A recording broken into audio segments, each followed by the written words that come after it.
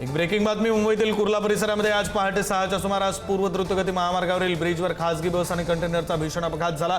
पावसामुळे रस्त्यावर तेल सांडल्याने रस्ता निसरडा झाला होता आणि यामुळे बस चालकाचा ताबा सुटला।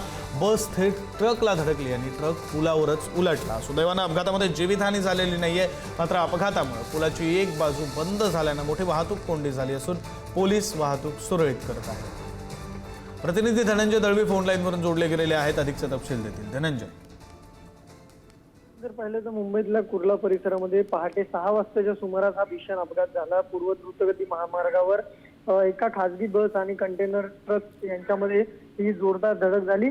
जी प्राथमिक माहिती मिळाली विक्रांत, त्या माहितीनुसार परिसरात झालेला जो पाऊस आहे त्यामुळे रस्त्यावर जे सांडलेलं तेल होतं त्यामुळे रस्ता जो आहे तो अत्यंत निसरडा झाला होता आणि त्यामुळे बस चालकाचा वाहनावरील ताबा सुटला आणि बस थेट समोरून येणाऱ्या ट्रकला जाऊन धडकली आणि त्यामुळे जो ट्रक होता, जो कंटेनर होता, तो त्याच पुलावर तिथे उलटलेला आपल्याला पाहायला मिळाला। या सगळ्यानंतर तिथे वाहतूक विभागाचे पोलीस कर्मचारी आणि स्थानिक पोलीस पोहोचले, पण या सगळ्यामध्ये वाहतूक कोंडी झालेली पाहायला मिळते। लवकरात लवकर हा कंटेनर बाजूला करून, ही बस बाजूला करून वाहतूक पूर्ववत करण्याचे प्रयत्न जे आहेत ते स्थानिक पोलिसांकडून आणि वाहतूक विभागाकडून सुरू असलेले पाहायला मिळतात।